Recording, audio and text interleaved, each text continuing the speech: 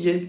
Bonjour. Didier Lanax, on est très honoré de vous avoir comme invité du podcast Le Bonheur c'est les autres. Et avant de vous poser nos questions, je vais juste commencer par vous présenter rapidement. Vous êtes un écrivain connu, reconnu. Vous avez plusieurs dizaines de livres à votre crédit, dont quelques-uns qui ont été vraiment des best-sellers, on peut le dire. Notamment Meurtre pour mémoire, mais aussi un livre qui s'appelle sur Missak Manouchian qui s'appelait Missak. Et récemment, vous avez participé à un livre de type roman graphique autour de Missak Manouchian, donc qui est rentré récemment au Panthéon, comme chacun sait. Que dire de vous ? Vous avez une veine à la fois sociale. Il y a beaucoup de livres qui sont liés à votre vie, mais indirectement, c'est-à-dire à votre parcours politique et social, puisque vous êtes quelqu'un de gauche. Certains vous présentent de gauche libertaire, je ne sais pas si c'est le bon mot. Oui, c'est plutôt par là. Oui. Voilà, et donc vous avez été des années, non pas un homme politique, vous avez été un vrai militant politique. Et par ailleurs, donc vous avez à la fois des livres d'une veine sociale, et à côté vous avez développé tout un tas de livres autour on peut dire de polar et autour des faits divers. Moi, c'est cette partie-là que je préfère, j'avoue. Mais l'autre partie est également excellente, et notamment Missak dont je parlais. Vous avez aussi eu des combats, c'est-à-dire vous avez mené des combats pour des causes justes. Notamment autour de ce qui s'est passé rue de Charonne en 1961, avec un certain préfet qui deviendrait ministre par la suite, qui s'appelait Papon. Mais pas seulement, vous avez soutenu un très grand nombre de causes, notamment la cause Kanak aussi. Puis la lutte contre le négationnisme. Lutte contre le négationnisme, j'allais y venir, où vous avez jamais flanché par rapport à ça, jamais failli par rapport à ça, contrairement à certains de vos anciens camarades. Et voilà, vous en avez d'ailleurs payé un petit peu le prix indirectement. Voilà, donc est-ce que je vous ai bien présenté ? Oui, impeccable. Voilà.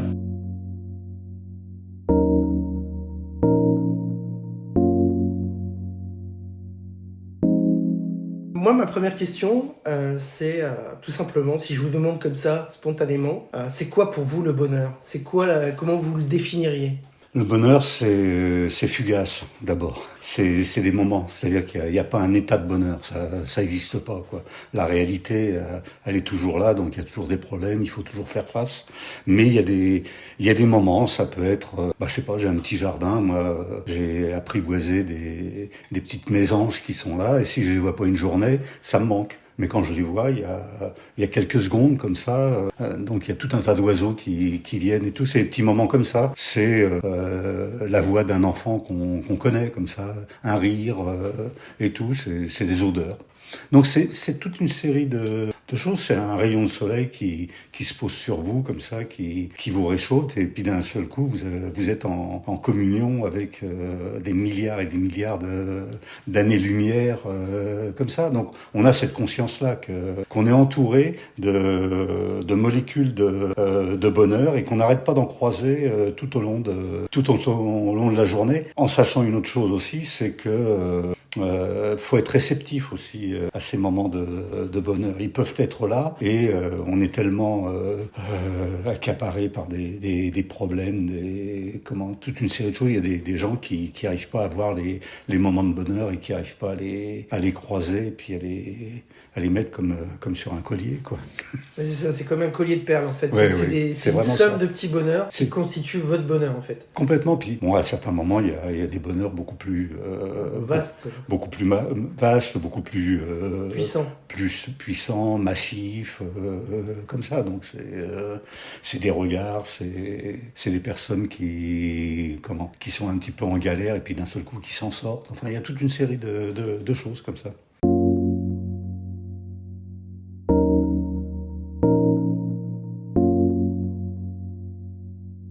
Si je vous demande quel souvenir heureux de votre enfance remonte spontanément à la surface, vous me répondez quoi ? C'est assez curieux. Moi, mes parents ont divorcé quand j'étais tout petit, comme ça, et j'ai pas vu mon père pendant très très longtemps. Et puis en plus, il était en sanatorium, donc il avait une vie difficile avec ses poumons qui prenaient la tangente. Ouais. Et je me souviens un coup, je l'ai vu pour la première fois après des années comme ça. C'était au bord du canal, là, au Aubervilliers. Là, il est arrivé, il revenait de Suisse, et il m'avait apporté avait comme un petit chalet dont le toit s'ouvrait comme ça. Donc ça, voilà, c'est au bord du canal avec les péniches. On est dans des films de Renoir, oui, ou d'Orson Welles. Ou d'Orson Welles, voilà. Et puis ce cadeau-là, puis un type totalement efflanqué avec un grand par-dessus et tout et tout. Donc voilà, c'est mais des moments comme ça, il y en a beaucoup quoi, de ce type de. En tout cas, c'est celui qui vous a le plus marqué. C'est celui qui m'a le plus marqué, oui. Oui.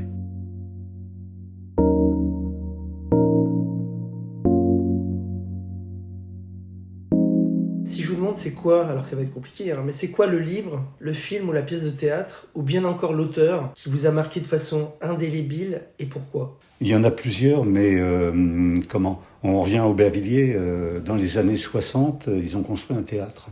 Donc il y avait le maire adjoint de l'époque qui était Jacques Ralite. Jacques Ralite, fameux Jacques Ralite. Et voilà, et il y avait un comédien, metteur en scène qui s'appelait Gabriel Garand. Et Gabriel Garand, qui avait une troupe amateur, il lui a confié la création d'un théâtre. Donc au début, ça a été un festival où il y avait une pièce de théâtre qui était incrustée. Et puis ensuite, il y a la salle des fêtes qui a été transformée en théâtre de la commune. Et là, moi, à partir de 12-13 ans, je fréquentais le théâtre de la commune et j'ai vu énormément de choses comme ça qui m'ont beaucoup marqué. Donc, il y en a toute une ribambelle. Mais il y a une soirée qui a été extraordinaire. Je suis allé, qui a peut-être fait vriller ma vie. Il y avait un festival Jean Renoir, théâtre de la commune. Jean Renoir était présent et il était interviewé par Jean-Luc Godard. Ah oui. Et donc ça a été 2 heures de discussion sur le cinéma entre Godard et Renoir et tout. Et c'est vraiment une soirée qui m'a énormément marqué. Mais l'année d'après, ça a été Joseph Losey qui est venu pendant une semaine. Donc là aussi, j'ai suivi... C'était dans les années 60 ? Ça, c'était le début des années 60, 63, 64. Et puis j'ai vu la troupe de Bertolt Brecht qui était là, avec Hélène Weigel, la femme de Bertolt Brecht, et donc une soirée comme ça autour d'une pièce qui était en allemand, moi je parlais très peu l'allemand, qui s'appelait Der Brotladen, et donc voilà, il y a ça, mais ça peut être un petit peu plus tard, pour assister au théâtre, aux pièces, à tout ce qui s'y déroulait, je déchirais les tickets, donc j'étais ouvreur. Ah, ouvreur. J'étais ouvreur comme ça, et j'ai pu assister à une soirée avec Jacques Brel. Ah oui. Comme ça.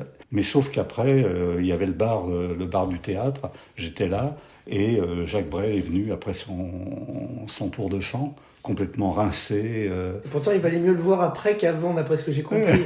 oui. Et là, il était vraiment en sueur. Et il s'est enfilé 2-3 bières ça. Et il parlait avec Ralite, avec d'autres comme ça. Et moi, j'étais dans un coin. Et ça, vous vous souvenez quelle année c'était ?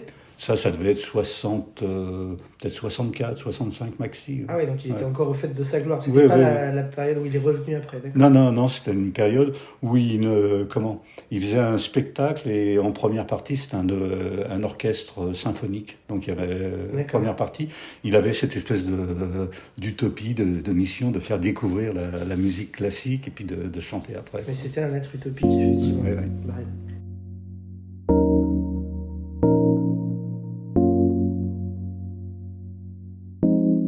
De quoi ne voudriez-vous jamais vous passer dans la vie ? Sous-entendu pour être heureux. Les petits oiseaux ? Non. Non, c'est pareil, c'est la culture, la lecture, bouquiner, découvrir des films, élargir l'horizon, toujours comme ça, ouvrir les fenêtres mentales. Il y a ça. Il y a quelque temps, j'ai vu un film tunisien, Olfa et ses filles. Je crois que qui a eu un prix récemment et tout. C'est une splendeur. Même si dans le film, il y a des moments où je suis pas d'accord, où je discute. Faut aller plus loin sur tel aspect, tout ça. Mais d'un seul coup, découvrir une écriture. Un film, c'est une écriture. découvrir ça. Et puis la beauté des actrices aussi dans ce film est assez étonnante. En plus, il y a 2 actrices professionnelles qui jouent des filles qui ont disparu dans l'enfer de Daesh, et puis 2 autres qui sont les vraies filles du personnage. C'est un docu-film comme ça, et vous arrivez plus à savoir qui est acteur, qui est dans la vie réelle et tout. C'est un film extraordinaire. La même claque avec les films iraniens de Roustaï, je crois, qui s'appelle La loi de Téhéran. C'est prodigieux, c'est ça. Donc vous retrouvez plus aujourd'hui dans les films, on va dire, de pays du Maghreb ou effectivement oui. que dans des films français. Vous vous sentez moins à l'aise aujourd'hui avec le cinéma français? Complètement. Vous avez participé un peu au cinéma français. Mais là, il y a vraiment une claque, une humanité absolument incroyable qu'on retrouve pas. Il n'y a pas le côté factice dans le cinéma français. Il y a un côté un petit peu factice, c'est-à-dire que. Et pourtant, le film qui a obtenu les Césars et qui allait aux Oscars, etc. C'est aussi un film un peu docu, une sorte de docu. Vous l'avez vu? Non, j'ai pas. Anatomie d'une chute. Je l'ai pas encore vu et tout. Mais c'est pas la même chose. C'est pas la même chose. Ouais. Ou alors Le Caire confidentiel, le film égyptien et tout, c'est absolument. Je l'ai vu celui-là. Ouais, non, mais c'est incroyable dans cette espèce de fiction, la charge de réalité qu'ils arrivent à mettre et d'humanité. Non, je crois que. Donc pour en revenir à notre question, vous pourrez jamais vous priver comme ça d'ouvrir vos chakras à toutes sortes d'influences extérieures. D'être bousculé. Être bousculé par la musique. Et c'est quoi le dernier livre qui vous a bousculé comme ça?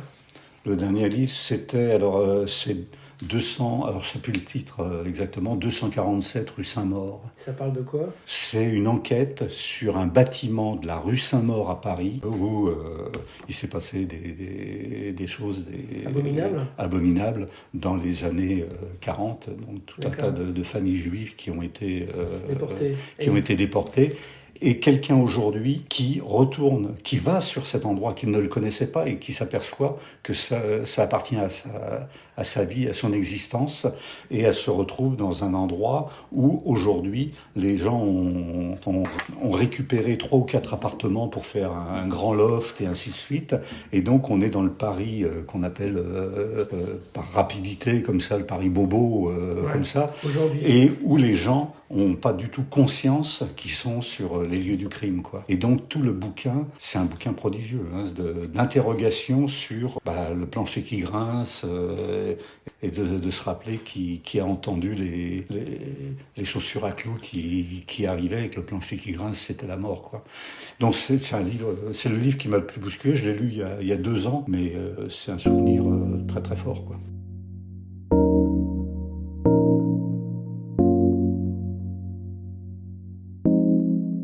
Alors ça, c'est une nouvelle question. J'ai inauguré avec une chanteuse. Elle y était pas jusqu'à récemment. Mais alors, pour vous, ça va être du pain béni. C'est quoi le mot de la langue française que vous préférez, ou bien celui auquel vous pensez à l'instant où je vous parle?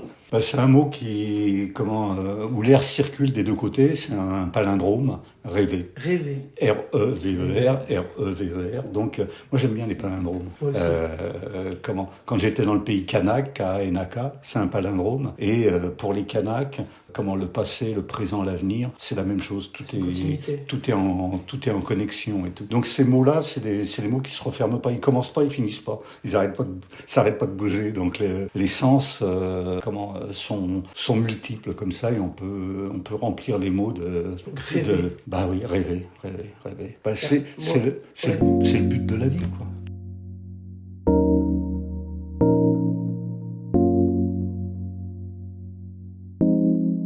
Est-ce que vous doutez souvent dans l'existence? Et si oui, est-ce que vous doutez plutôt de vous ou plutôt des autres? Non, moi j'ai toujours douté de moi.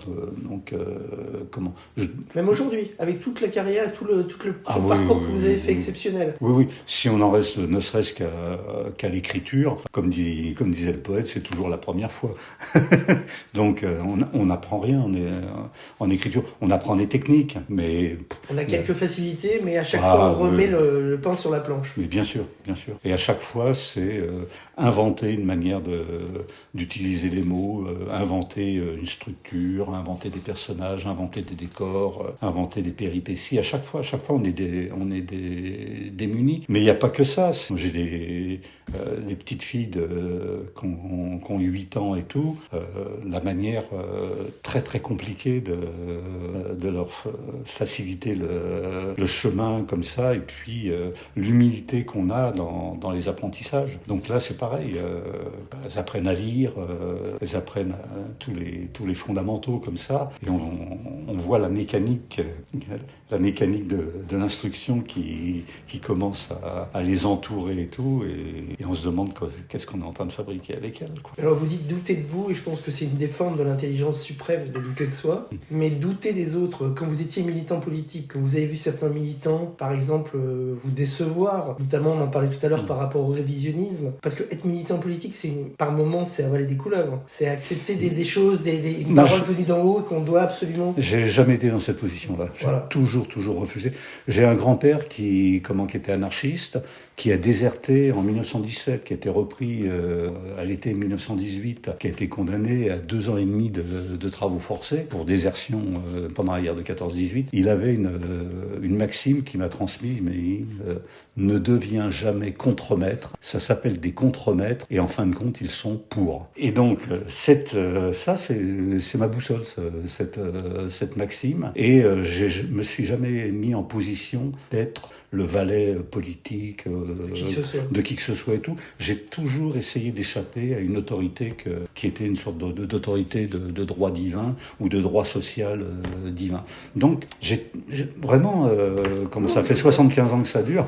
Ça veut dire que vous avez des convictions très très fortes. Oui. Et donc, dans le combat politique, je me suis jamais mis en position d'être président de quoi que ce soit, d'être devable, secrétaire de quoi que ce soit et tout. Non, j'ai toujours été à la base avec des camarades de lutte, de combat, et j'en ai vu partir dans les marais les plus glauques, les plus puants sur le négationnisme et tout. Ouais. Mais à ce moment-là, j'ai toujours eu une attitude de rompre. C'est-à-dire qu'on me disait, mais c'est un ami. Et je dis non, l'amitié s'arrête à certaines fautes éthiques, à certaines fautes morales.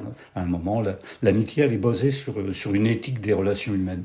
Donc dès l'instant où cette éthique est foulée aux pieds, l'amitié n'existe pas. L'éthique et les valeurs, on l'emporte à tous les coups sur l'amitié. Oui.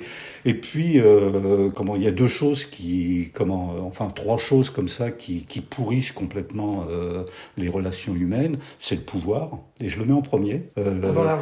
Avant l'argent en deuxième, et la jalousie en troisième. Et dans des milieux artistiques, la jalousie, elle est extrêmement très présente, très massive. Mais c'est toujours le pouvoir qui est la chose. La jalousie, on arrive à comprendre le mécanisme, mais le pouvoir, c'est le plus dégueulasse, quoi. Même l'argent, on arrive à comprendre, parce que avec l'argent, on peut acquérir toute une série de prestations comme ça. Mais le pouvoir, même dans une association où il y a rien à gagner, c'est simplement avoir cette position de disposer des autres. Et ça, c'est quelque chose qui me terrifie. Et donc, c'est une manière de s'approprier des gens, le pouvoir. À côté de ça, la jalousie, c'est de s'approprier du renom. L'argent, c'est de s'approprier des biens. Mais s'approprier des gens, c'est la chose la plus effroyable. Et comment faire alors sans pouvoir ? Parce que les philosophes grecs se sont penchés sur la question, notamment sur le bien fondé ou non de la démocratie. Vous en pensez quoi ? La démocratie, ça reste malgré tout le meilleur des régimes ? Oui, non, une démocratie autogestionnaire, ce serait encore mieux, avec la révocation des élus, avec toute une série de choses de genre. Pendant la Révolution française, ils ont essayé, pendant la Commune aussi. Même la Révolution, on pouvait devenir citoyen français en étant étranger, mais si on s'occupait d'un handicapé ou d'une personne très âgée et ainsi de suite, on acquérait la nationalité française. Il y avait des députés étrangers à l'Assemblée nationale. Il y avait des Allemands, Klotz, il y avait Marat qui était suisse, il y avait Tom Paine qui était américain.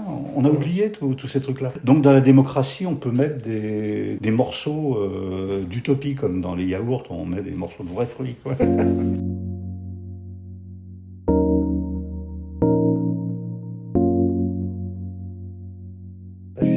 avez parlé des défauts de nos contemporains. Pour quel défaut de nos contemporains vous avez le plus d'indulgence? Le défaut, la faiblesse, j'en ai vu. On voit beaucoup de gens qui manquent de colonne vertébrale comme ça et tout. Donc ça, la faiblesse, on est entouré de gens faibles. Et vous l'attribuez à quoi? Vous l'attribuez à un manque d'éducation, à un manque de... Non.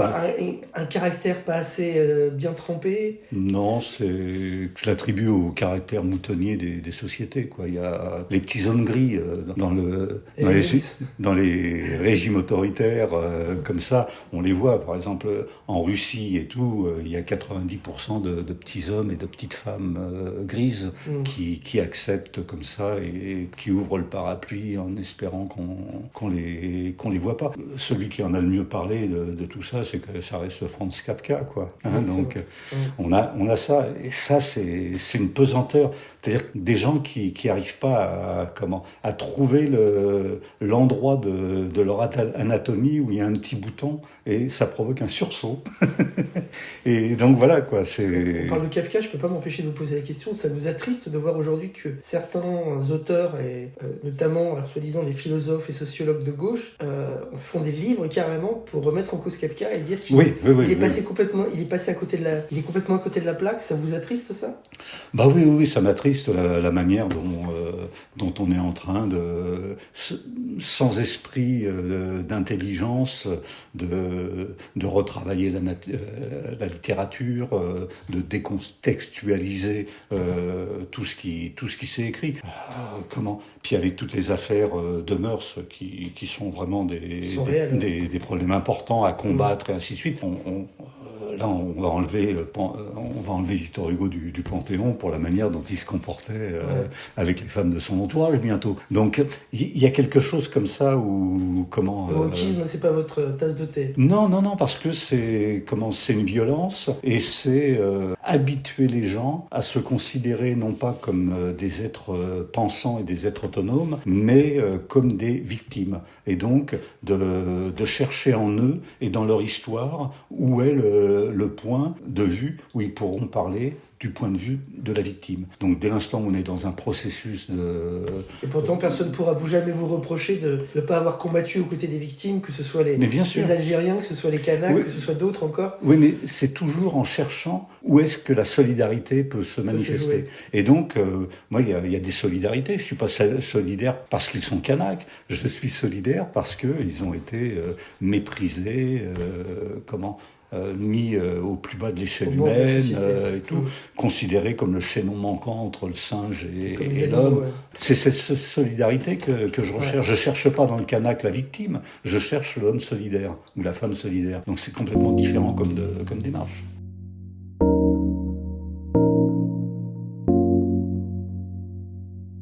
La société, on peut schématiquement la séparer entre les optimistes et les pessimistes, même si soi-même on peut passer par des moments d'optimisme et des moments de pessimisme. Il se trouve que la France est un pays particulièrement pessimiste, mais vous vous classez où et qu'est-ce qui vous rendrait optimiste pour l'avenir? Moi, les moments de découragement sont assez fréquents et assez importants. Hein. Donc, quand on voit toutes les questions du dérèglement, toutes les questions des injustices, donc il y a vraiment... Et puis aussi d'avoir mené des combats pendant des dizaines d'années et de voir les idées qu'on a combattues être au hit parade. Donc, il y a quelque chose quand même qui fait qu'on est dans une attitude généreuse et on s'aperçoit que la générosité des idées n'est pas entendue ni récompensée et que les idées de fermeture, de protection,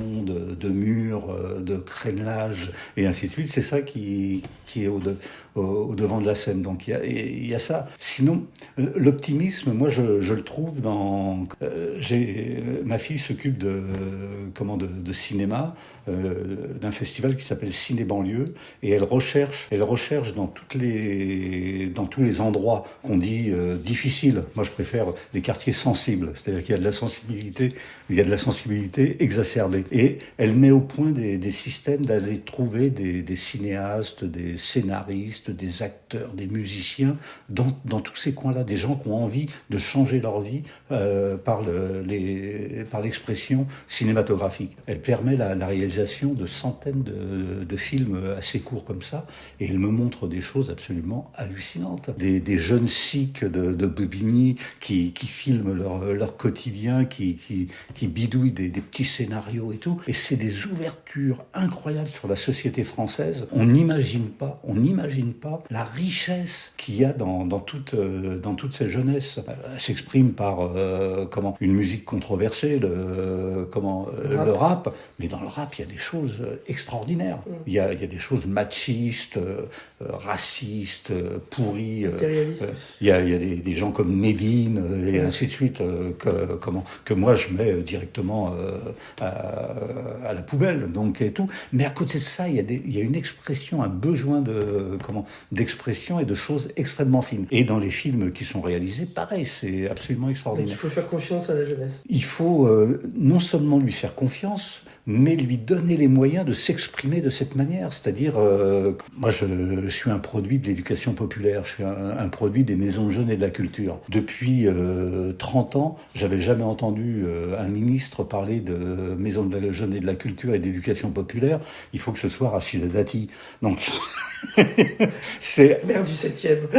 Non mais c'est incroyable, c'est incroyable. Mais je crois que là, faut donner des moyens, parce qu'il y a des centaines de milliers de jeunes qui ont envie de s'en sortir de cette manière, comme un de mes écrivains préférés a écrit Martin Eden, donc Jack London.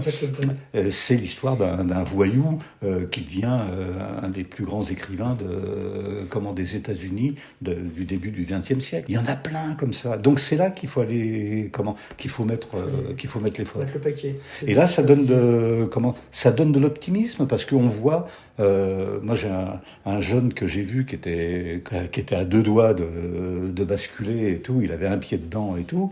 30 ans après, c'est un conteur. Il passe sa vie à travers le monde à raconter des contes. Il mélange des contes d'Haïti avec des histoires de Seine-Saint-Denis et tout. C'est absolument fabuleux ce qu'il a fait. Donc c'est ça. Faut multiplier ce genre d'initiative.